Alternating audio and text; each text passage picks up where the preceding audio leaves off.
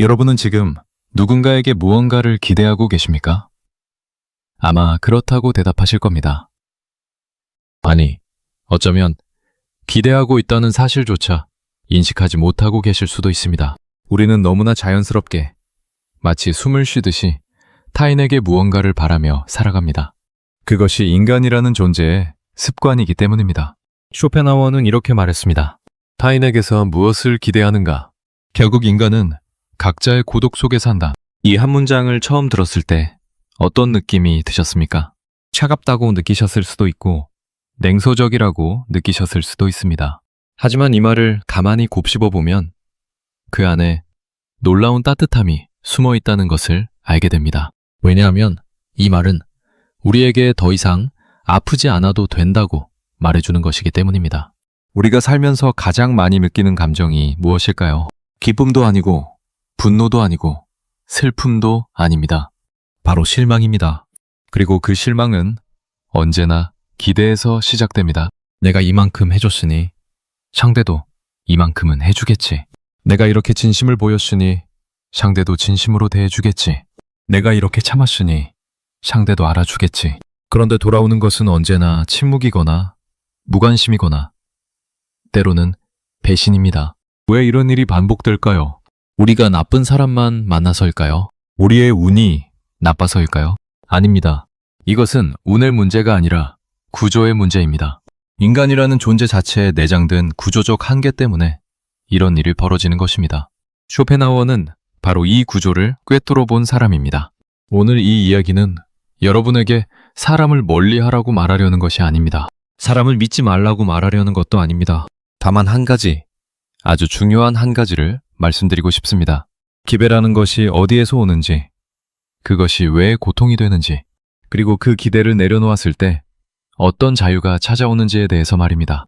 인간은 왜 타인에게 기대를 거는 것일까요? 이 질문에 대한 답을 찾으려면 우리는 아주 먼 곳까지 거슬러 올라가야 합니다. 태어난 그 순간까지 말입니다. 우리는 이 세상에 올 때 아무것도 할 수 없는 상태로 왔습니다. 스스로 먹지도 못하고, 스스로 움직이지도 못하고, 스스로 체온을 유지하지도 못하는 상태로 태어났습니다. 그래서 누군가의 도움 없이는 단 하루도 살아남을 수 없었습니다. 어머니가 젖을 물려주고, 아버지가 지켜주고, 가족이 돌봐주어야 비로소 하루를 더 살 수 있었습니다. 이 경험이 우리 안에 하나의 깊은 믿음을 새겨넣습니다. 누군가가 나를 돌봐줄 것이다. 누군가가 나를 지켜줄 것이다.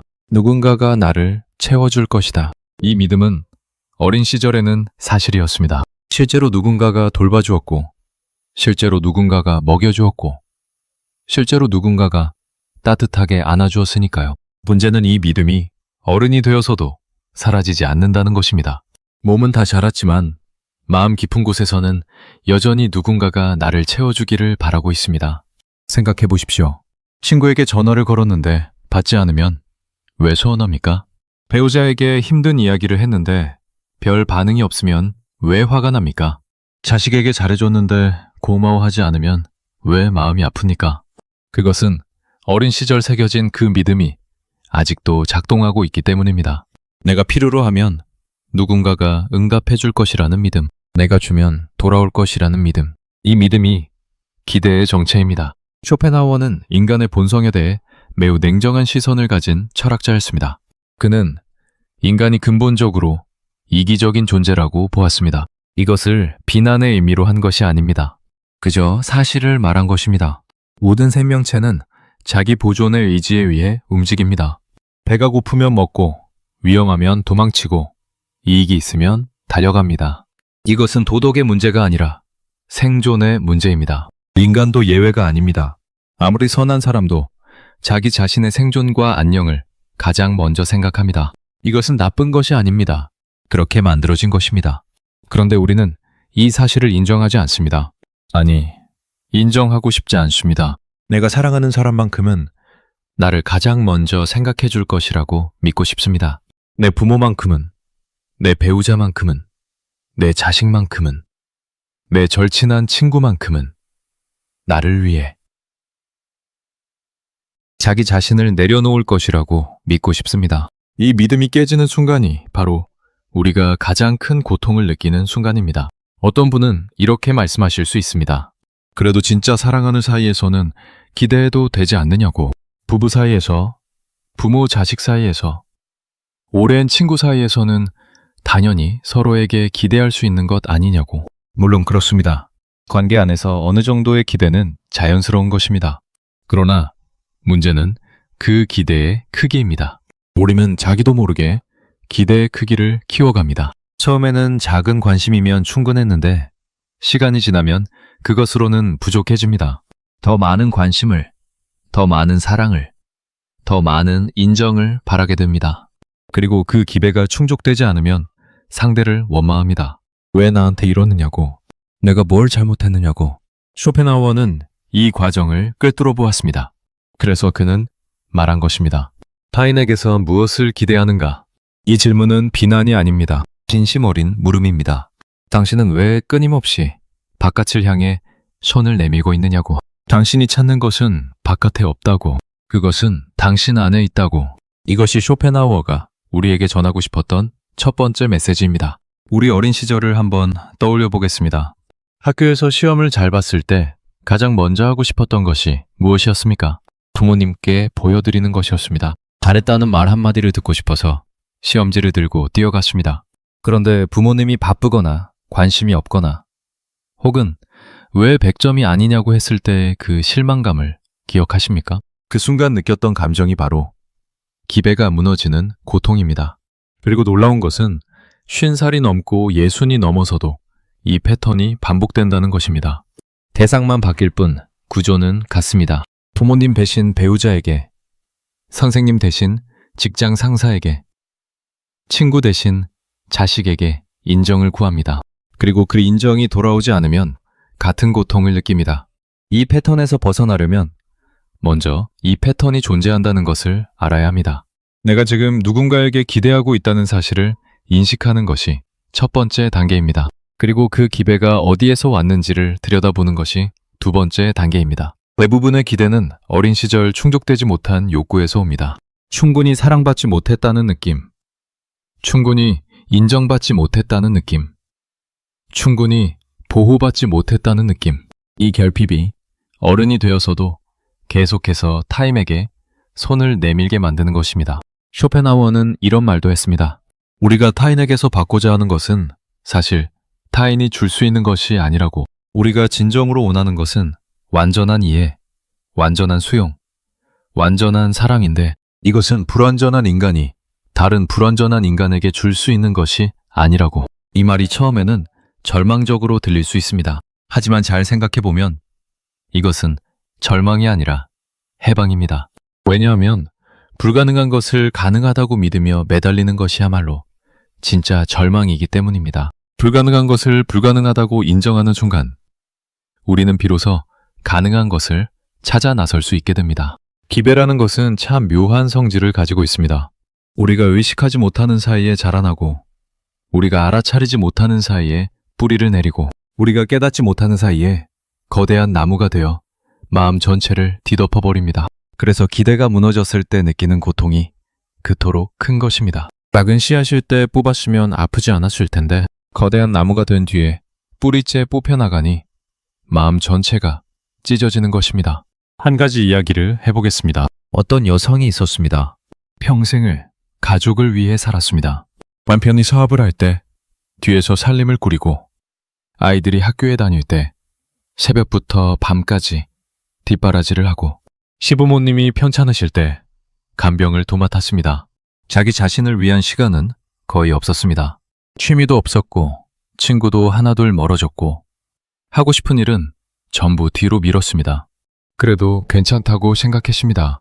나중에 다 돌아올 것이라고 믿었으니까요. 아이들이 크면 효도해 줄 것이고 남편이 성공하면 고마워할 것이고 시부모님도 며느리의 헌신을 알아줄 것이라고 믿었습니다. 그런데 아이들은 커서 가짜의 삶을 살기 바빴습니다. 명절에 얼굴을 비추는 것도 귀찮아했습니다. 남편은 사업이 커지면서 바깥 생활이 늘었고 집에 오면 피곤하다며 대화도 하지 않았습니다. 시부모님은 돌아가셨지만 살아계실 때 고맙다는 말 한마디 없었습니다. 이 여성은 어느 날 문득 깨달았습니다. 내가 평생 동안 기대한 것이 아무것도 돌아오지 않았다는 것을. 그때 느낀 것은 분노도 아니고 슬픔도 아니었습니다.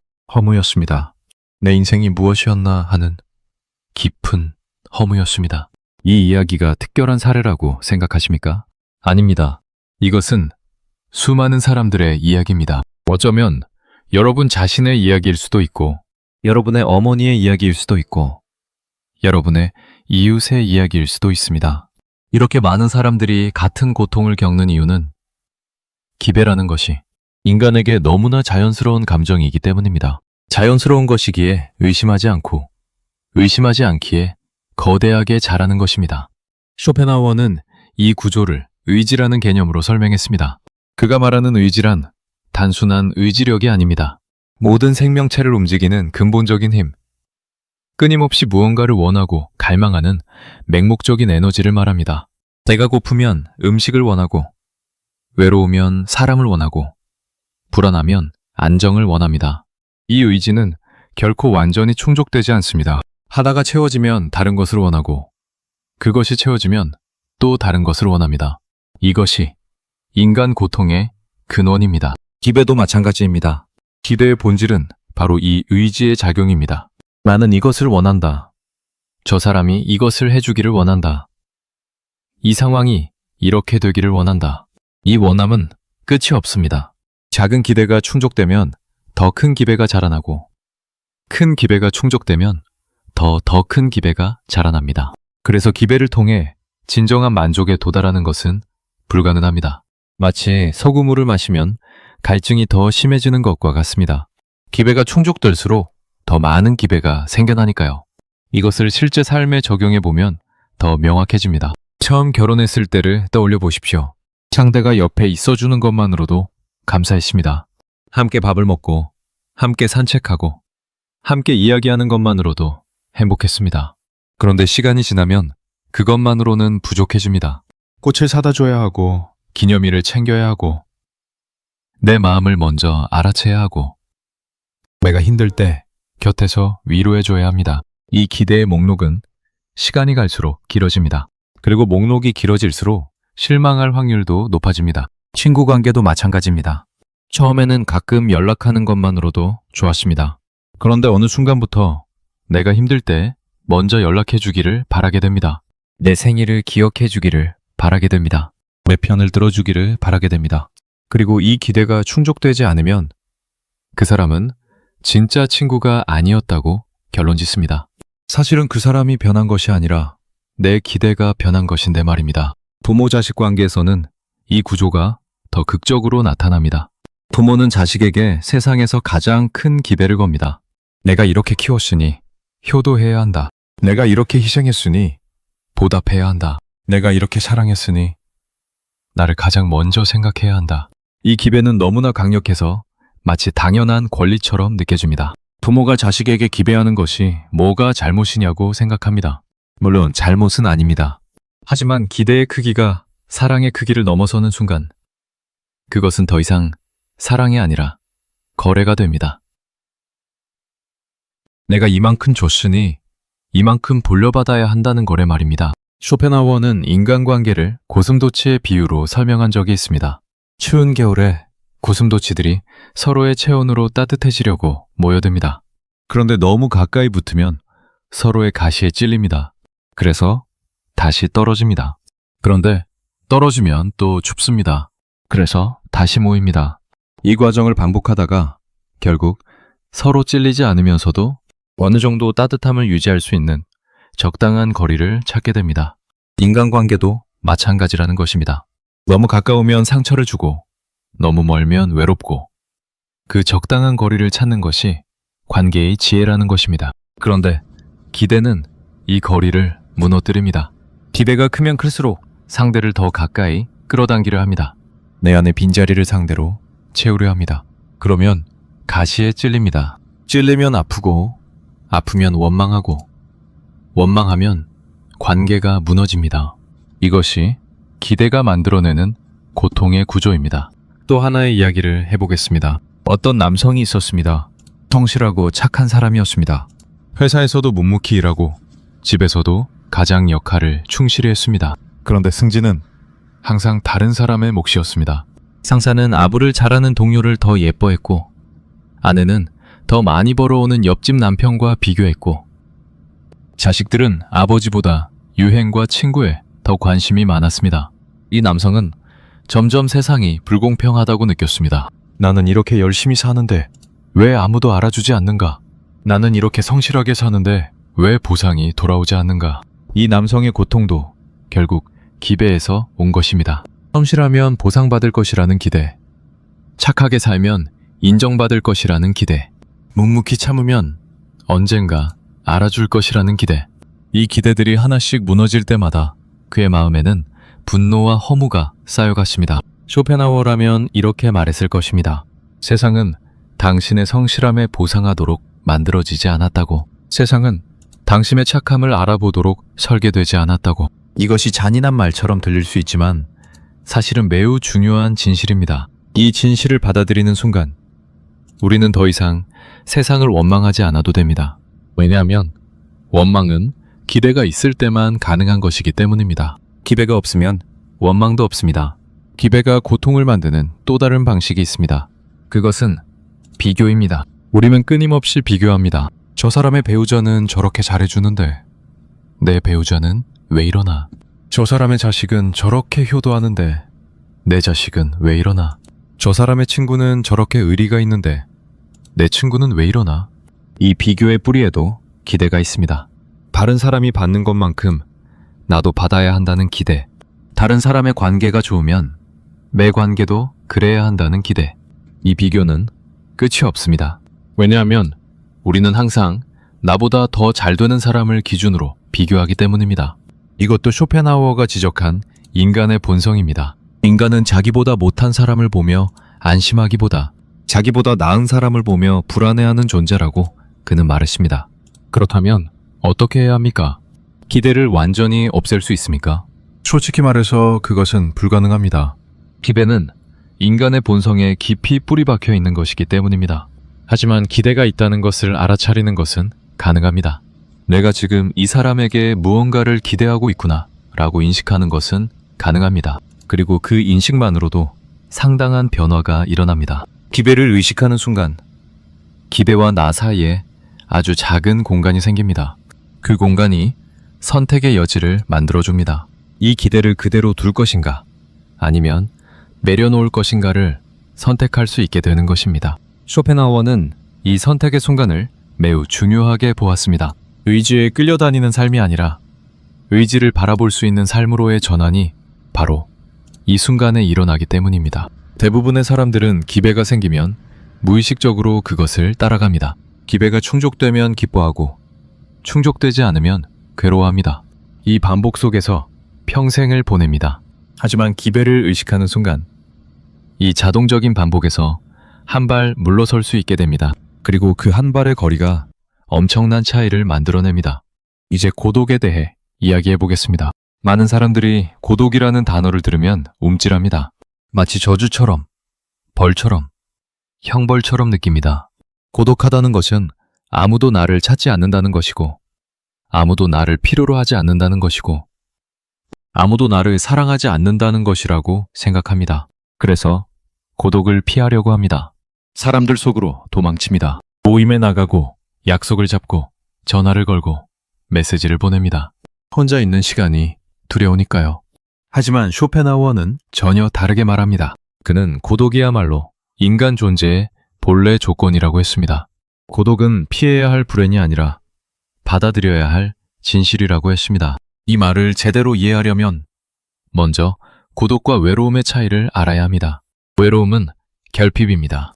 누군가가 있어야 하는데 없는 상태입니다. 외로움은 통증과 같습니다.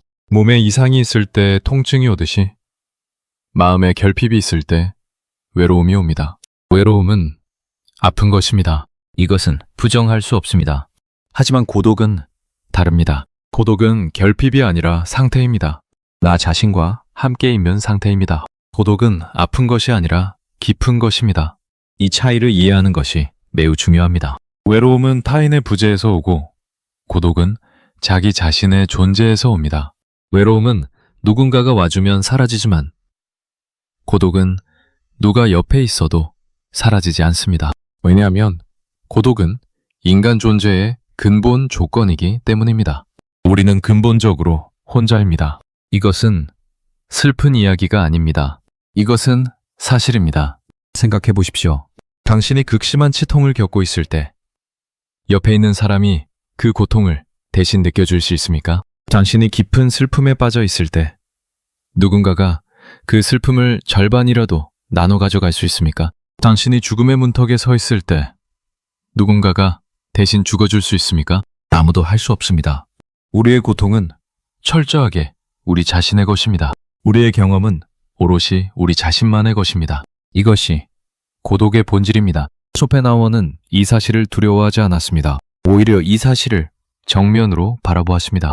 그리고 그 안에서 자유를 발견했습니다. 내가 근본적으로 혼자라면 더 이상 누군가에게 기대지 않아도 된다는 자유.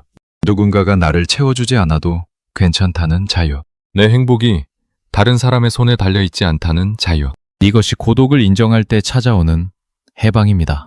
여기서 한 가지 오해를 풀어야 합니다. 고독을 인정한다는 것이 사람을 멀리하라는 뜻은 아닙니다. 관계를 끊으라는 뜻도 아닙니다. 고독을 인정한다는 것은 관계에 대한 환상을 내려놓는다는 뜻입니다. 누군가가 나를 완벽하게 이해해 줄 것이라는 환상. 누군가가 나의 모든 빈자리를 채워줄 것이라는 환상. 누군가가 있으면 나는 더 이상 외롭지 않을 것이라는 환상. 이 환상들을 내려놓는 것입니다. 환상을 내려놓으면 현실이 보입니다. 그리고 현실 속의 관계는 환상 속의 관계보다 훨씬 더 진실합니다. 고독을 피하는 사람들의 삶을 한번 살펴보겠습니다. 이런 분들이 있습니다. 혼자 있는 것을 극도로 두려워해서 항상 누군가와 함께 있으려고 합니다. 아침에 눈을 뜨면 바로 전화를 걸고, 점심에는 반드시 누군가와 함께 먹고, 저녁에는 모임에 나가고, 밤에는 텔레비전을 틀어놓고 잡니다. 혼자 있는 순간이 한순간도 없습니다. 이 사람은 외롭지 않을까요? 겉으로 보면 그렇습니다. 항상 사람들에 둘러싸여 있으니까요. 하지만 속을 들여다보면 이 사람이야말로 가장 외로운 사람입니다. 왜냐하면 이 사람은 자기 자신과 함께 있는 방법을 모르기 때문입니다. 타인이 없으면 존재할 수 없는 사람이기 때문입니다. 반대로 고독을 받아들인 사람의 삶은 어떨까요? 이런 분이 있습니다. 아침에 일어나면 조용히 차를 마시며 창밖을 바라봅니다. 혼자 산책을 하며 바람을 느낍니다. 책을 읽으며 자기만의 시간을 보냅니다. 사람을 만나면 즐겁게 이야기하지만 헤어지고 나서도 평화롭습니다. 누군가가 곁에 있으면 좋고 없어도 괜찮습니다. 이 사람은 고독합니다. 하지만 외롭지 않습니다. 자기 안에 충만함이 있기 때문입니다. 쇼펜하우어는 이 두 가지 삶의 차이를 명확하게 구분했습니다. 그는 내면의 풍요로움이 있는 사람만이 고독을 즐길 수 있다고 했습니다.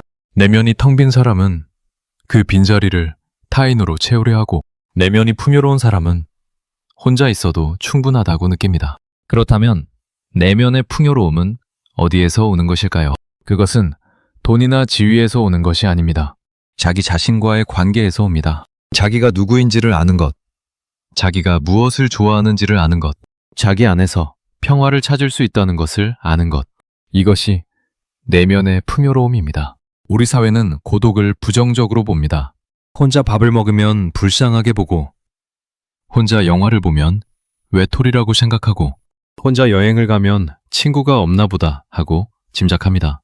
이런 시선이 사람들을 더 고독으로부터 도망치게 만듭니다. 그래서 원하지 않는 모임에도 나가고, 마음에 들지 않는 사람과도 시간을 보내고, 진심이 아닌 대화를 나누면서 웃습니다. 이것이 과연 고독보다 나은 것일까요? 저는 아니라고 생각합니다. 가짜 관계 속에서 자기를 잃어버리는 것이 진짜 고독 속에서 자기를 찾는 것보다 훨씬 더 외롭다고 생각합니다. 쇼펜하우어가 살았던 시대에도 사교 모임은 매우 중요했습니다. 귀족들은 파티에 참석하고 살롱에서 대화를 나누고 사람들 속에서 자기의 존재를 확인했습니다. 쇼펜하우어는 이런 사교적 삶을 경멸했습니다. 그는 대부분의 사교 모임이 지적으로 공허하고 감정적으로 피상적이고 시간 낭비에 불과하다고 보았습니다. 그렇다고 그가 은둔자였던 것은 아닙니다. 그는 사람을 만났고 대화를 나눴습니다. 다만 의미 없는 관계에 시간을 쓰지 않았을 뿐입니다. 혼자 있는 시간을 두려워하지 않았을 뿐입니다. 고독을 받아들인다는 것은 결국 이런 것입니다. 혼자라는 사실 앞에서 도망치지 않는 것입니다. 혼자이면 시간을 벌이 아니라 선물로 받아들이는 것입니다. 그 시간 속에서 자기 자신을 만나는 것입니다. 자기 안에 어떤 생각이 있는지, 어떤 감정이 있는지, 어떤 바람이 있는지를 조용히 들여다보는 것입니다. 이것이 쇼펜하우어가 말한 고독의 지혜입니다. 나이가 들면 자연스럽게 사람이 줄어듭니다. 친구가 하나둘 멀어지고, 직장 동료는 퇴직과 함께 사라지고, 부모님은 돌아가시고, 자식들은 자기 삶을 살러 떠납니다. 이것을 비극으로 볼 수도 있지만 다른 시각으로 볼 수도 있습니다. 인생이 불필요한 것들을 정리해주고 있는 것이라고, 진짜 중요한 것만 남기고 나머지는 비워주고 있는 것이라고, 그 비워진 자리에 자기 자신이 들어오는 것이라고. 이 시각이 바로 쇼펜하우어의 시각입니다. 이제 좀 더 깊은 이야기로 들어가 보겠습니다. 우리가 타인에게 기대하는 것 중 가장 큰 것이 무엇인지 아십니까? 그것은 이해입니다. 나를 알아주는 것, 내 마음을 읽어주는 것, 내 고통을 느껴주는 것. 우리는 이것을 간절히 원합니다. 특히 가까운 사이일수록 이 기대가 강해집니다. 30년을 함께 산 배우자라면 내 표정만 봐도 무슨 생각을 하는지 알아야 한다고 생각합니다. 피를 나눈 가족이라면 말하지 않아도 내 마음을 알아야 한다고 생각합니다. 그러나 쇼펜하우어는 이것이 근본적으로 불가능하다고 말합니다. 왜냐하면 인간은 가짜의 주관적 세계 안에 갇혀있는 존재이기 때문입니다. 이것은 쇼펜하우어 철학의 핵심 중 하나입니다. 그는 세계를 의지와 표상으로 나누어 설명했는데, 여기서 표상이란 내가 인식하는 세계를 말합니다. 즉, 내가 보는 세계, 내가 듣는 세계, 내가 느끼는 세계는 객관적 실제 그 자체가 아니라 내 인식을 통해 걸러진 것이라는 뜻입니다. 쉽게 설명해 보겠습니다. 같은 꽃을 보더라도 사람마다 다른 것을 봅니다. 어떤 사람은 아름다움을 보고, 어떤 사람은 알레르기를 걱정하고, 어떤 사람은 돌아가신 어머니를 떠올립니다. 같은 꽃인데 경험이 전혀 다릅니다. 왜냐하면 우리는 사물을 있는 그대로 보는 것이 아니라 자기 자신의 경험과 기억과 감정의 렌즈를 통해 보기 때문입니다. 이것이 쇼펜하우어가 말한 표상의 세계입니다. 이 원리를 인간관계에 적용하면 놀라운 통찰이 나옵니다. 내가 보는 상대방은 상대방 그 자체가 아닙니다. 내 인식의 렌즈를 통해 걸러진 상대방입니다. 내가 보는 남편은 실제 남편이 아니라 내 기대와 경험과 감정으로 채색된 남편입니다. 내가 보는 친구는 실제 친구가 아니라 내가 만들어낸 이미지로서의 친구입니다. 마찬가지로 상대방이 보는 나도 진짜 내가 아닙니다. 상대방의 렌즈를 통해 걸러진 내가 있을 뿐입니다. 이것은 매우 외로운 진실입니다. 우리는 사실 서로를 완전히 알 수 없습니다. 30년을 함께 살아도, 매일같이 이야기를 나눠도 상대방의 내면 세계에 들어갈 수는 없습니다. 우리가 할 수 있는 것은 기껏해야 상대방의 말과 표정과 행동을 통해 추측하는 것뿐입니다. 그리고 그 추측은 종종 틀립니다. 부부 사이에서 흔히 벌어지는 일을 떠올려 보십시오. 남편이 말이 없습니다. 아내는 남편이 화가 났다고 생각합니다. 그래서 아내도 기분이 나빠집니다. 왜 화를 내느냐고 따집니다. 남편은 화가 난 것이 아니라 회사에서 있었던 일 때문에 생각이 많았을 뿐입니다. 그런데 아내가 따지니까 그때서야 진짜 화가 납니다. 이런 일이 얼마나 자주 일어납니까? 거의 매일이라고 해도 과언이 아닐 것입니다. 이것이 바로 서로 다른 주관적 세계 안에 살고 있기 때문에 벌어지는 일입니다. 쇼펜하우어의 시각에서 보면 완벽한 소통이란 불가능합니다. 내가 말로 표현하는 것은 내 내면의 극히 일부분에 불과하고, 상대방이 그 말을 듣고 이해하는 것은 또 다른 걸러짐을 거친 것이니까요. 내가 슬프다고 말해도 상대방이 느끼는 그 슬프다는 내 슬프다와 같지 않습니다. 상대방은 자기가 경험한 슬픔을 기준으로 내 슬픔을 이해할 뿐입니다. 완전히 같은 감정을 공유하는 것은 원리적으로 불가능합니다. 이 사실을 받아들이면 어떤 일이 일어날까요? 두 가지 변화가 일어납니다. 첫째, 상대방에 대한 원망이 줄어듭니다. 왜 내 마음을 몰라주냐는 원망이 사라집니다. 상대방이 내 마음을 완전히 아는 것은 원래 불가능한 일이니까요. 상대방이 내 마음을 몰라주는 것은 나를 사랑하지 않아서가 아니라 인간이라는 존재의 한계 때문입니다. 이것을 이해하면 분노가 연민으로 바뀝니다. 상대방도 나와 마찬가지로 자기만의 세계에 갇혀서 나름대로 최선을 다해 나를 이해하려고 노력하고 있다는 것을 알게 되니까요. 둘째, 자기 자신에 대한 이해가 깊어집니다. 타임이 나를 완전히 이해해 줄 수 없다면 나를 가장 잘 이해할 수 있는 사람은 결국 나 자신뿐입니다. 이 깨달음은 우리를 자기 내면으로 향하게 합니다. 타인을 통해 나를 확인하려는 습관을 멈추고 직접 나 자신을 들여다보게 합니다. 내가 왜 이렇게 느끼는지, 내가 왜 이렇게 반응하는지, 내가 진정으로 원하는 것이 무엇인지를 스스로 탐구하게 합니다. 형제 간의 관계를 한번 생각해 보겠습니다. 같은 부모 밑에서 자랐고, 같은 집에서 밥을 먹었고, 같은 학교에 다녔을 수도 있습니다. 그런데 형제의 세계관이 전혀 다른 경우가 얼마나 많습니까? 형은 보수적인데 동생은 진보적이고, 누나는 현실적인데 여동생은 낭만적이고, 마지는 책임감이 강한데 막내는 자유분방합니다. 같은 환경에서 자랐는데 어떻게 이렇게 다를 수 있을까요? 그것은 같은 환경이라 해도 각자가 경험하는 방식이 다르기 때문입니다. 같은 부모의 같은 행동도 첫째가 느끼는 것과 막내가 느끼는 것이 다릅니다.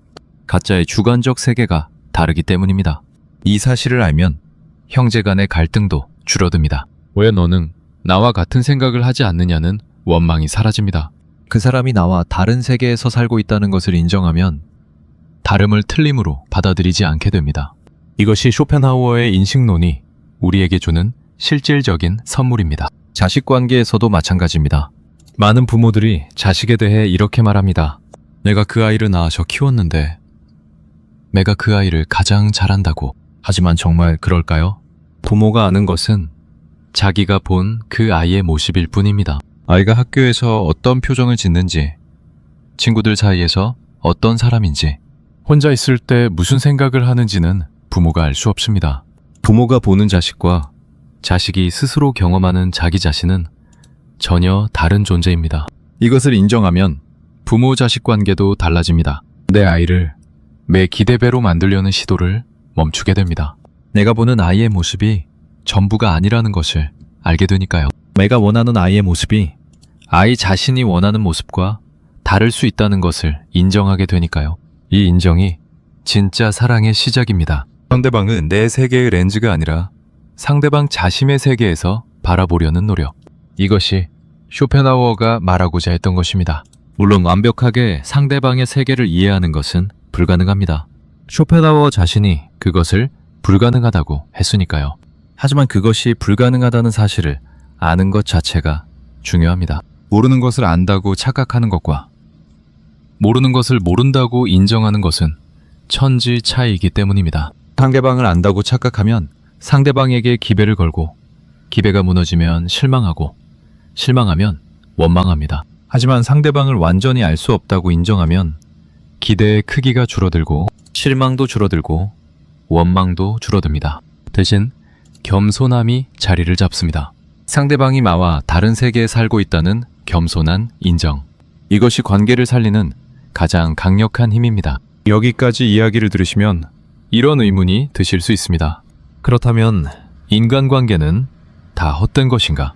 기대를 버리고 고독을 받아들이면 결국 혼자 살라는 말인가? 사람을 믿지 말고 마음을 닫고 살라는 뜻인가? 아닙니다. 전혀 아닙니다. 오히려 정반대입니다. 쇼펜하우어의 말을 제대로 이해하면 그것은 관계를 포기하라는 것이 아니라 관계를 제대로 하라는 것입니다. 우리가 보통 관계라고 부르는 것의 상당 부분은 사실관계가 아닙니다. 그것은 거래이거나 환상이거나 집착입니다. 내가 이만큼 해줬으니 너도 이만큼 해달라는 것은 거래입니다. 네가 내 이상형과 일치하기를 바라는 것은 환상입니다. 너 없이는 살 수 없다고 매달리는 것은 집착입니다. 이 세 가지 중 어느 것도 진짜 관계가 아닙니다. 진짜 관계는 기배를 내려놓은 자리에서 시작됩니다. 이것이 역설적으로 들릴 수 있습니다. 기대가 없으면 관계도 없는 것 아닌가? 왜 아무것도 바라지 않는 사람과 관계를 맺겠는가? 하지만 잘 생각해 보십시오. 기배를 내려놓는다는 것은 상대방에게 아무런 관심이 없다는 뜻이 아닙니다. 상대방을 내 기대의 틀에 가두지 않겠다는 뜻입니다. 상대방을 있는 그대로 보겠다는 뜻입니다. 내가 만든 이상적인 남편의 이미지가 아니라 실제로 내 앞에 있는 이 남자를 보겠다는 것입니다. 내가 원하는 효자의 모습이 아니라 실제로 자기 삶을 살고 있는 이 자식을 보겠다는 것입니다. 내가 기대하는 완벽한 친구가 아니라 나와 마찬가지로 결함이 있고 두려움이 있고 이기적인 면도 있는 이 인간을 보겠다는 것입니다. 이렇게 보면 놀라운 일이 일어납니다. 상대방이 처음으로 눈에 들어옵니다. 기배라는 필터가 사라지니까 지금까지 보이지 않았던 것들이 보이기 시작합니다. 남편의 서툰 다정함이 보입니다. 자식의 조용한 걱정이 보입니다. 친구의 어색한 위로가 보입니다. 기대의 안경을 끼고 있을 때는 이런 것들이 보이지 않았습니다. 왜냐하면 기배의 안경은 내가 원하는 것만 보이게 하고 나머지는 전부 불만족으로 처리해버리기 때문입니다. 쇼펜하워는 연민이라는 개념을 매우 중요하게 다루었습니다. 그가 말하는 연민은 불쌍하게 여기는 것이 아닙니다. 상대방의 고통을 느끼는 것입니다. 상대방도 나와 마찬가지로 고통 속에 살고 있다는 것을 인식하는 것입니다. 모든 인간은 고통받습니다. 예외 없이 부자도 가난한 사람도 건강한 사람도 병든 사람도 성공한 사람도 실패한 사람도 각자의 방식으로 고통받고 있습니다. 이 사실을 진심으로 이해하면 관계의 질이 완전히 달라집니다. 기배로 가득 찬 관계에서 우리는 상대방을 심판합니다. 왜 이것을 안 해주느냐? 왜 이렇게 행동하느냐? 왜 내 마음을 몰라주느냐? 이 심판은 상대방을 위축시키고 관계를 경직시키고 결국 서로를 멀어지게 합니다. 하지만 연민의 관계에서 우리는 상대방을 이해합니다. 이 사람도 나름대로 힘든 것이구나. 이 사람도 자기 방식대로 최선을 다하고 있는 것이구나. 이 사람도 두렵고 외로운 것이구나. 이 이해가 관계를 살리고 서로를 가깝게 합니다. 흥미로운 것은 기배가 없는 관계에서 오히려 더 많은 것을 받게 된다는 점입니다. 기배를 가지고 다가가면 상대방은 부담을 느낍니다. 나에게 뭔가를 해줘야 한다는 압박감을 느낍니다. 그래서 피하거나 방어적이 됩니다. 하지만 기배 없이 다가가면 상대방은 편안함을 느낍니다. 아무것도 증명하지 않아도 되고 아무것도 해주지 않아도 되니까요. 그 편안함 속에서 상대방은 자연스럽게 마음을 엽니다. 자연스럽게 다정해집니다. 자연스럽게 진심을 보여줍니다. 기배하지 않았을 때 돌아오는 것이 기배했을 때 돌아오는 것보다 훨씬 크고 진실합니다. 부부관계를 예로 들어보겠습니다. 결혼한 지 오래된 부부 중에 사이가 좋은 부부와 나쁜 부부의 차이가 무엇인지 아십니까? 물론 여러 가지 요인이 있겠지만 가장 핵심적인 차이 하나는 기대의 크기입니다. 사이가 나쁜 부부는 서로에 대한 기대가 매우 큽니다. 남편은 이래야 한다. 아내는 이래야 한다는 틀이 단단합니다. 그리고 상대방이 그 틀에서 벗어나면 화를 내고 실망합니다. 반면 사이가 좋은 부부는 기대가 유연합니다. 상대방이 완벽하지 않다는 것을 받아들입니다. 완벽하지 않아도 괜찮다고 느낍니다. 이 차이가 30년 후에 여전히 손을 잡고 산책하느냐, 같은 집에 살면서도 남남보다 못하게 지내느냐를 결정합니다. 친구 관계도 마찬가지입니다. 오래가는 우정의 비밀은 무엇일까요? 서로에게 많이 해주는 것이 아닙니다. 서로에게 많이 기대하지 않는 것입니다. 내 일이 바빠서 한동안 연락을 못해도 이해해주는 친구. 내가 약속을 취소해도 섭섭해하지 않는 친구. 내가 힘들 때 억지로 위로하지 않고 그냥 옆에 있어주는 친구. 이런 친구가 진짜 친구입니다. 이런 관계가 가능한 이유는 기배가 적기 때문입니다. 기배가 적으니 실망도 적고, 실망이 적으니 원망도 적고, 원망이 적으니 관계가 편안하고 오래갑니다. 쇼펜하워가 말한 고슴도치의 비유를 다시 생각해 봅니다. 고슴도치들이 찾아낸 적당한 거리는 기배를 내려놓은 거리입니다. 너무 가까이 가서 상대방에게 모든 것을 요구하지도 않고 너무 멀리 가서 상대방을 포기하지도 않는 거리. 서로의 불완전함을 인정하면서도 서로의 온기를 느낄 수 있는 거리. 이 거리를 찾으면 관계는 부담이 아니라 축복이 됩니다. 결국 쇼펜하워가 말하고자 한 것은 이것입니다. 관계의 환상을 내려놓아라. 상대방을 구원자로 만들지 마라. 상대방에게 나를 완성시켜달라고 요구하지 마라. 나는 불완전하고 상대방도 불완전하다. 그 불완전한 두 존재가 서로의 불완전함을 인정하고 나란히 걸어가는 것. 이것이 진짜 관계이다. 환상 속의 완벽한 관계보다 현실 속의 불완전한 관계가 훨씬 더 아름답고 진실하다. 이것을 깨닫는 순간 관계에 대한 두려움도 사라집니다. 많은 사람들이 관계를 두려워합니다. 상처받을까봐, 실망할까봐, 배신당할까봐 두려워합니다. 하지만 이 두려움도 기대에서 옵니다. 기대가 크니까 실망이 두려운 것입니다. 기대를 내려놓으면 실망할 일이 줄어들고, 실망할 일이 줄어들면 두려움도 줄어듭니다. 그러면 더 편안하게 사람을 만날 수 있고, 더 진솔하게 대화를 나눌 수 있고, 더 깊이 연결될 수 있습니다. 기대를 버리면 관계가 끝나는 것이 아니라 기대를 버려야 진짜 관계가 시작됩니다. 타인에게 걸었던 기대를 거두어들이면 그 자리에 무엇이 남습니까? 텅 빈 허무가 남을까요? 아닙니다. 자기 자신이 남습니다. 어쩌면 오랫동안 잊고 있었던 자기 자신, 타인을 돌보느라 소홀히 했던 자기 자신, 남의 인정을 받으려 애쓰느라 뒤로 밀어놨던 자기 자신이 그 자리에서 기다리고 있습니다. 쇼펜하우어는 이런 말을 했습니다. 외면의 풍요로움을 가진 사람은 외부 세계에서 많은 것을 필요로 하지 않는다고. 이 말은 단순한 격언이 아닙니다. 그의 삶 전체를 관통하는 핵심 신념이었습니다. 쇼펜하우어 자신이 그렇게 살았습니다. 그는 학계에서 인정받지 못했고 동시대 철학자들에게 무시당했고 대중적으로도 오랫동안 알려지지 않았습니다. 헤겔이 베를린 대학에서 수백 명의 학생 앞에서 강의할 때 쇼펜하우어의 강의실에는 학생이 거의 없었습니다. 보통 사람이었다면 절망했을 것입니다. 인정받지 못하는 고통에 무너졌을 것입니다. 하지만 쇼펜하우어는 무너지지 않았습니다. 왜냐하면 그에게는 내면의 풍요로움이 있었기 때문입니다.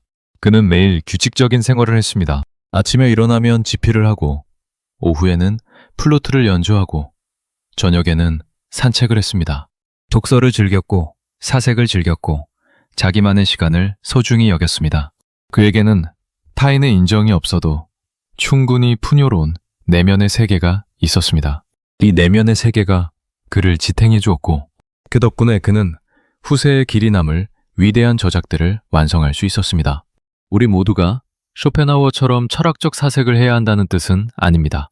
다만 그가 보여준 삶의 방식에서 배울 것이 있습니다. 자기 자신에게로 돌아오는 삶, 바깥이 아닌 안쪽에서 충만함을 찾는 삶.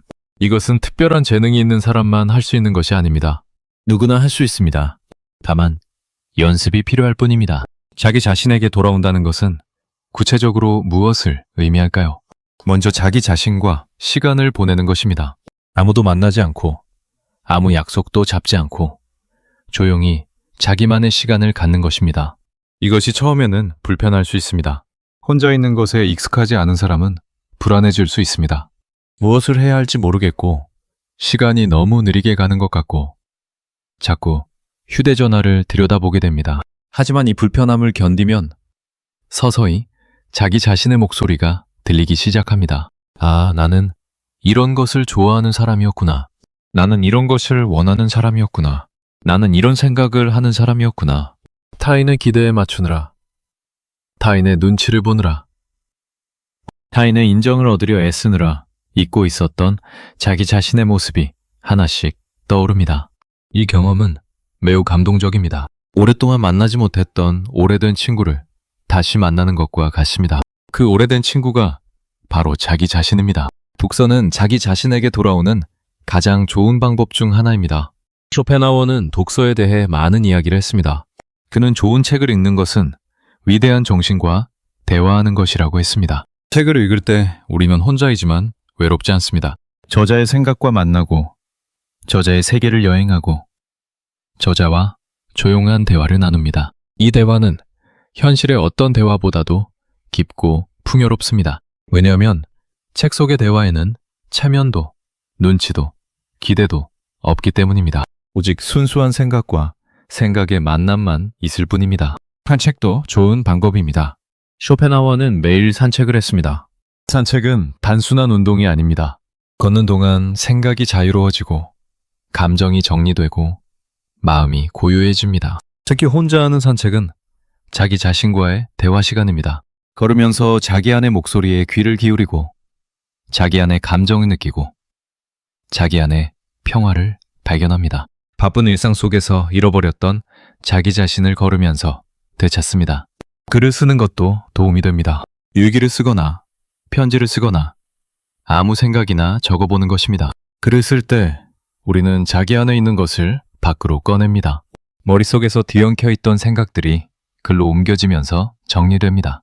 자기도 몰랐던 감정이 글을 쓰면서 드러나기도 합니다. 쓰다 보면 울 때도 있고 쓰다 보면 웃을 때도 있습니다. 이것이 자기 자신과의 만남입니다. 나이가 들면서 자연스럽게 주변 사람이 줄어드는 것에 대해 다시 이야기해 보겠습니다. 많은 분들이 이것을 두려워합니다. 은퇴하면 동료가 사라지고 체력이 떨어지면 모임에 나가기 어려워지고 하나둘 세상을 떠나는 사람도 생깁니다. 이것은 분명 쓸쓸한 일입니다. 부정할 수 없습니다. 하지만 쇼펜하우어의 시각으로 보면 이것은 인생이 우리에게 주는 마지막 선물일 수도 있습니다. 저는 쓸 때는 사람들이 많아서 자기 자신을 볼 틈이 없었습니다. 직장에서 사람을 만나고 집에 오면 가족을 돌보고 주말에는 친구를 만나고 항상 누군가와 함께 있었습니다. 자기 자신과 오롯이 마주할 시간이 없었습니다. 그런데 나이가 들면서 사람이 줄어들고 조용한 시간이 늘어나고 혼자 있는 시간이 많아집니다. 이 시간을 어떻게 쓰느냐가 인생의 후반부를 결정합니다. 이 시간을 외로움으로 채우는 사람은 괴롭습니다. 과거를 그리워하고 현재를 원망하고 미래를 두려워합니다. 하지만 이 시간을 자기 자신과의 만남으로 채우는 사람은 평화롭습니다. 오래전에 하고 싶었던 것을 시작하고 읽고 싶었던 책을 읽고 가고 싶었던 곳을 가고 생각하고 싶었던 것을 생각합니다. 이 사람에게 혼자 있는 시간은 벌이 아니라 보산입니다. 쇼펜하우어는 젊은 시절에는 세상이 주는 것을 누리고 나이 든 후에는 자기 안의 풍요를 누리라고 했습니다. 젊었을 때는 에너지가 넘치고 호기심이 많아서 바깥 세계를 탐험하는 것이 자연스럽습니다. 하지만 나이가 되면 에너지는 줄어들고 세상에 대한 환상도 줄어듭니다. 이때 바깥 세계에 집착하면 괴로울 수밖에 없습니다. 젊은 시절처럼 활발하게 움직일 수 없으니까요. 하지만 안쪽을 향해 눈을 돌리면 무한한 세계가 펼쳐집니다. 자기 안에는 평생 동안 축적된 경험과 지혜와 감정이 있습니다. 이것을 들여다보고 정리하고 음미하는 것. 이것이 인생 후반부의 가장 큰 즐거움입니다. 세상은 혼자 있는 사람을 이상하게 봅니다. 식당에서 혼자 밥을 먹으면 주변에서 슬쩍 쳐다봅니다.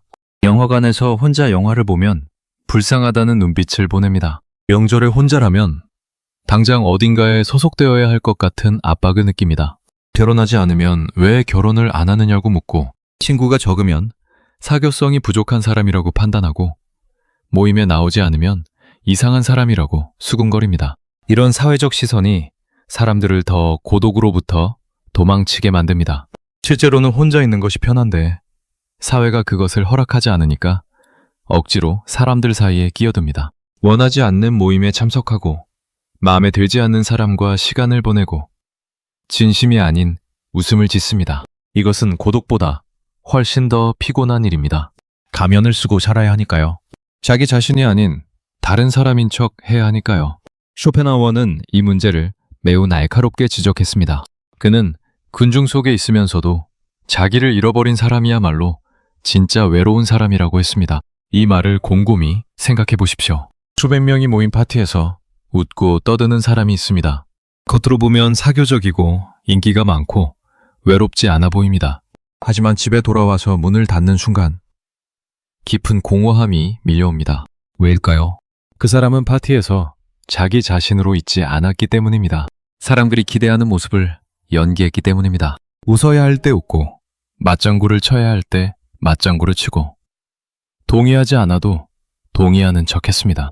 이렇게 하루 종일 자기 자신이 아닌 다른 사람을 연기하면 정작 자기 자신은 어디로 갑니까? 사라집니다. 이것이 군중 속의 외로움입니다. 반대로 혼자 공원 벤치에 앉아있는 사람이 있습니다. 아무도 곁에 없습니다. 겉으로 보면 외로워 보입니다. 하지만 이 사람은 자기 자신과 함께 있습니다. 바람을 느끼고 나무를 바라보고 자기 안에 생각을 따라가고 있습니다. 아무 가면도 쓰지 않고 아무도 의식하지 않고 온전히 자기 자신으로 존재하고 있습니다. 이 사람은 혼자이지만 외롭지 않습니다. 자기 자신이라는 가장 친밀한 존재와 함께 있으니까요. 요즘 혼밥이나 혼영이라는 말이 있습니다. 혼자 밥을 먹고 혼자 영화를 보는 것을 뜻합니다. 예전에는 이런 것을 부끄럽게 여겼지만 점점 많은 사람들이 혼자만의 시간을 즐기고 있습니다. 이것은 좋은 변화입니다. 혼자 밥을 먹는다는 것은 누군가와 함께 먹을 사람이 없어서가 아니라 혼자서도 충분히 밥을 즐길 수 있다는 뜻이니까요. 혼자 여행을 간다는 것은 친구가 없어서가 아니라 혼자만의 여행이 주는 자유를 아는 사람이라는 뜻이니까요. 쇼펜하우어가 지금 이 시대에 살았다면 아마 이런 변화를 반가워했을 것입니다. 그는 항상 군중을 따라가는 것보다 자기 자신의 길을 가는 것이 중요하다고 했으니까요. 남들이 다 하니까 나도 해야 한다는 생각. 남들이 다 그렇게 사니까 나도 그렇게 살아야 한다는 생각. 이런 생각이야말로 자기 자신을 잃어버리는 가장 빠른 길이라고 그는 경고했습니다. 여기서 한 가지 중요한 구분을 해야 합니다. 선택한 고독과 강요된 고독은 다릅니다. 자기가 원해서 혼자 있는 것과 아무도 나를 찾지 않아서 혼자 있는 것은 천지 차이입니다. 쇼펜하우어가 말하는 고독은 선택한 고독입니다. 세상에 나갈 수 있지만 선택적으로 물러나는 것입니다. 사람을 만날 수 있지만 의미 없는 만남은 거부하는 것입니다. 이 선택이 가능하려면 내면이 충분히 풍요로워야 합니다. 혼자 있어도 지루하지 않을 만큼, 혼자 있어도 불안하지 않을 만큼 자기 안에 충분한 것이 있어야 합니다. 그런데 이 내면의 풍요로움은 하루아침에 만들어지지 않습니다. 꾸준한 노력이 필요합니다. 책을 읽고, 음악을 듣고, 자연을 관찰하고, 생각을 정리하고, 감정을 돌아보는 일상적인 실천이 필요합니다. 이 실천이 쌓이면 내면에 하나의 세계가 만들어집니다. 이 세계는 외부 세계가 줄 수 없는 것을 줍니다. 고요한 기쁨, 깊은 평화, 자기 자신에 대한 이해. 이것은 어떤 파티에서도, 어떤 모임에서도, 어떤 관계에서도 얻을 수 없는 것들입니다. 혼자 있는 것이 부끄러운 일이 아닌 이유가 여기에 있습니다. 혼자 있을 수 있다는 것은 자기 자신으로 충분하다는 뜻이니까요. 타인의 인정이나 관심 없이도 자기 존재의 가치를 느낄 수 있다는 뜻이니까요. 이것은 약함이 아니라 강함입니다. 의존이 아니라 자립입니다. 도피가 아니라 선택입니다. 사회적 시선이 두렵다고 느끼시는 분들에게 이렇게 말씀드리고 싶습니다. 당신을 판단하는 사람들의 시선은 그들 자신의 두려움에서 나온 것입니다. 혼자 있는 당신을 불쌍하게 보는 사람은 사실 그 사람 자신이 혼자 있는 것을 두려워하는 것입니다. 당신에게 왜 모임에 안 나오느냐고 묻는 사람은 자기 자신이 모임에 나가지 않으면 불안해지는 사람입니다. 그 시선은 당신에 대한 것이 아니라 그 사람 자신에 대한 것입니다. 당신은 당신의 길을 가면 됩니다. 혼자 가도 됩니다. 쇼펜하우어가 그랬듯이 진짜 강한 사람은 사람들 속에서 인기를 끌 수 있는 사람이 아닙니다. 혼자 있어도 흔들리지 않는 사람입니다. 아무도 박수를 쳐주지 않아도 자기 일을 할 수 있는 사람입니다. 아무도 인정해주지 않아도 자기 가치를 아는 사람입니다. 이런 사람이 진짜 자유로운 사람입니다. 이런 사람이 쇼펜하우어가 말한 현인입니다. 이제 마지막 이야기입니다. 기배를 버린 자리에 무엇이 피어나는지에 대한 이야기입니다. 기배를 내려놓는다는 말을 처음 들으면 뭔가를 잃는 것처럼 느껴집니다. 손에 쥐고 있던 것을 놓는 것이니까 당연히 그렇습니다. 그런데 잘 생각해보면 우리가 쥐고 있던 것이 사실은 우리를 잡고 있었던 것입니다. 기배라는 것은 내가 상대방에게 걸어놓은 줄이지만 동시에 상대방이 나를 묶고 있는 줄이기도 합니다. 내가 상대방에게 기배를 걸면 상대방의 행동에 따라 내 감정이 흔들립니다. 상대방이 잘해주면 기쁘고 못해주면 슬프고 무시하면 화가 납니다. 내 감정의 열쇠를 상대방에게 넘겨준 것입니다. 이것이 자유입니까? 아닙니다. 이것은 종속입니다. 기배를 내려놓는 순간 이 줄이 끊어집니다. 그러면 내 감정의 열쇠가 다시 내 손에 돌아옵니다. 내 기분이 상대방의 행동에 좌우되지 않습니다. 상대방이 잘해주면 감사하고 잘해주지 않아도 괜찮습니다. 상대방이 나를 이해해주면 고맙고 이해하지 못해도 서운하지 않습니다. 이것이 자유입니다. 내 감정의 주인이 다시 내가 되는 것. 이것이 기배를 내려놓았을 때 찾아오는 첫 번째 자유입니다. 두 번째 자유는 자기 자신을 꾸미지 않아도 되는 자유입니다. 우리는 타인의 기대에 부응하기 위해 얼마나 많은 가면을 쓰고 살아왔습니까? 부모의 기대에 맞추기 위해 하고 싶지 않은 공부를 했고, 직장 상사의 기대에 맞추기 위해 하고 싶지 않은 일을 했고, 배우자의 기대에 맞추기 위해 되고 싶지 않은 사람이 되었습니다. 이렇게 살면 점점 자기가 누구인지 모르게 됩니다. 가면을 너무 오래 쓰면 가면이 얼굴이 되어버리듯이 남의 기대에 맞추어 사는 시간이 길어지면 진짜 자기 자신은 어디론가 사라져버립니다. 기배를 내려놓으면 가면을 벗을 수 있습니다. 남의 기대에 맞출 필요가 없으니까 가면이 필요 없어집니다. 있는 그대로의 내 모습으로 살 수 있습니다. 웃고 싶을 때 웃고, 울고 싶을 때 울고, 하고 싶은 말을 하고, 하기 싫은 것은 하지 않을 수 있습니다. 이것은 이기적인 것이 아닙니다. 자기 자신에게 정직한 것입니다. 이 정직함이 주는 해방감은 어떤 성공이나 인정보다 큽니다. 세 번째 자유는 현재를 살 수 있는 자유입니다. 기배는 항상 미래를 향합니다. 이 사람이 나중에 이렇게 해줄 것이다. 이 관계가 나중에 이렇게 될 것이다. 이 노력이 나중에 보상받을 것이다. 이렇게 미래의 기대를 걸고 살면 현재는 항상 수단이 됩니다. 지금 이 순간은 미래를 위한 투자일 뿐이고, 지금 이 시간은 나중을 위한 참음일 뿐입니다. 이렇게 살면 현재를 누릴 수 없습니다. 항상 나중에를 기다리면서 지금을 흘려보내게 됩니다. 기배를 내려놓으면 현재가 열립니다. 나중에가 아니라 지금이 중요해집니다. 지금 이 순간, 옆에 있는 사람과 나누는 이야기가 소중해집니다. 지금 이 순간 내가 느끼는 바람이 소중해집니다. 지금 이 순간 내가 마시는 차 한 잔이 소중해집니다. 미래에 대한 기대가 사라지면 현재가 갑자기 선명해집니다. 마치 안개가 걷히면 풍경이 보이듯이 기대가 걷히면 삶이 보입니다. 쇼펜하우어의 명언으로 다시 돌아가 보겠습니다. 타인에게서 무엇을 기대하는가? 결국 인간은 각자의 고독 속에 산다. 이 말을 처음 들었을 때는 차갑게 느껴졌을 수 있습니다. 하지만 지금까지의 이야기를 함께 걸어오신 여러분이라면 이 말이 얼마나 따뜻한 말인지 느끼실 수 있을 것입니다. 이 말은 더 이상 기배하지 않아도 괜찮다는 허락입니다. 더 이상 실망하지 않아도 괜찮다는 위로입니다. 더 이상 원망하지 않아도 괜찮다는 해방입니다. 결국 인간은 가짜의 고독 속에 산다는 말은 절망의 선언이 아니라 자유의 선언입니다. 나는 혼자이다. 그러므로 자유롭다. 나는 누구에게도 기대지 않는다. 그러므로 넘어지지 않는다. 나는 누구에게도 기대하지 않는다. 그러므로 실망하지 않는다. 이것이 쇼펜하우어가 우리에게 보여준 삶의 지혜입니다. 하지만 여기서 한 가지 더 말씀드리고 싶은 것이 있습니다. 기배를 내려놓은 사람은 냉담한 사람이 아닙니다. 오히려 가장 따뜻한 사람입니다. 왜냐하면 기대가 없기 때문에 순수하게 줄 수 있기 때문입니다. 되돌려받기 위해서가 아니라 주고 싶어서 주는 것입니다. 인정받기 위해서가 아니라 사랑하기 때문에 사랑하는 것입니다. 이런 사랑은 조건이 없습니다. 보상을 요구하지 않습니다. 상대방의 반응에 흔들리지 않습니다. 이것이 진짜 사랑입니다. 기배가 섞인 사랑은 거래이고 기배가 없는 사랑만이 진짜 사랑입니다. 쇼펜하우어는 세상을 비관적으로 본 철학자로 알려져 있습니다. 맞습니다. 그는 세상에 고통이 가득하다고 보았고 인간의 욕망이 끝이 없다고 보았고 완전한 행복은 불가능하다고 보았습니다. 하지만 그의 비관주의 안에는 역설적인 희망이 있습니다. 그 희망은 이것입니다.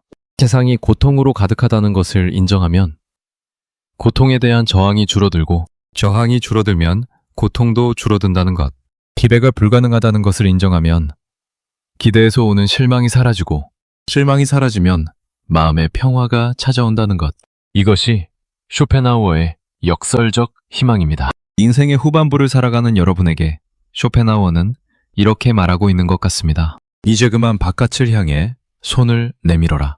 이제 그만 누군가에게서 답을 찾으려 하라. 답은 바깥에 없다. 답은 당신 안에 있다. 당신은 이미 충분하다. 당신은 이미 완전하다. 다만 그것을 몰랐을 뿐이다. 타인에게서 무엇을 기대하는가? 이 질문을 이제 이렇게 바꿔보겠습니다. 자기 자신에게서 무엇을 기대하는가? 당신은 자기 자신에게 무엇을 줄 수 있습니까? 자기 자신에게 시간을 줄 수 있습니까? 자기 자신에게 관심을 줄 수 있습니까? 자기 자신에게 사랑을 줄 수 있습니까? 이것이 쇼펜하우어의 철학이 우리에게 던지는 마지막 질문입니다. 평생 동안 다른 사람을 위해 살아온 분들이 많을 것입니다. 부모를 위해, 배우자를 위해, 자식을 위해, 직장을 위해. 자기 자신을 위한 시간은 항상 뒤로 미뤘을 것입니다.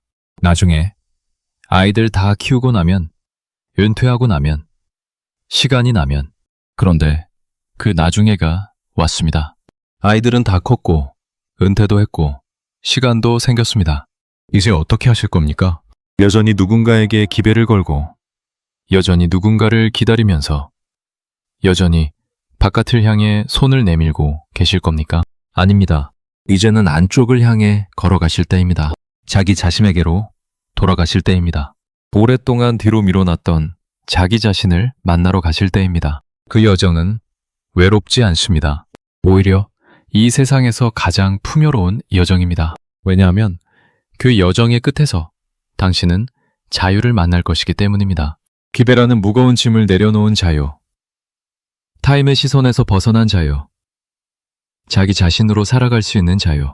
이것이 쇼펜하우어가 평생 동안 찾아 헤맨 것이고 그가 우리에게 남기고 간 가장 큰 유산입니다. 결국 인간은 각자의 고독 속에 산다. 이 말은 저주가 아닙니다. 축복입니다. 가짜의 고독 속에서 우리는 비로소 자기 자신을 만납니다. 가짜의 고독 속에서 우리는 비로소 자유로워집니다. 가짜의 고독 속에서 우리는 비로소 진짜 삶을 살기 시작합니다. 쇼펜하우어의 이 말을 가슴에 품고 오늘부터는 바깥이 아닌 안쪽을 향해 한 걸음 내디뎌 보시기 바랍니다. 그 한 걸음이 여러분의 남은 인생을 완전히 바꿔놓을 것입니다. 기배하지 않기에 실망하지 않고, 실망하지 않기에 원망하지 않고, 원망하지 않기에 평화로운 삶. 그 삶이 바로 쇼펜하우어가 우리에게 보여준 지혜로운 삶입니다. 당신은 이미 충분합니다. 당신은 혼자여도 괜찮습니다. 당신은 지금 이 순간 있는 그대로 아름답습니다.